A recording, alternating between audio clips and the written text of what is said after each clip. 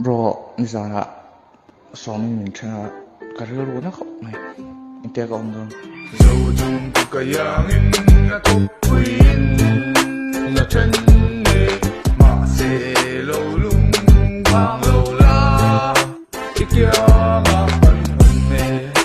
amakati yom le le la in chung na chua pa po hin na kati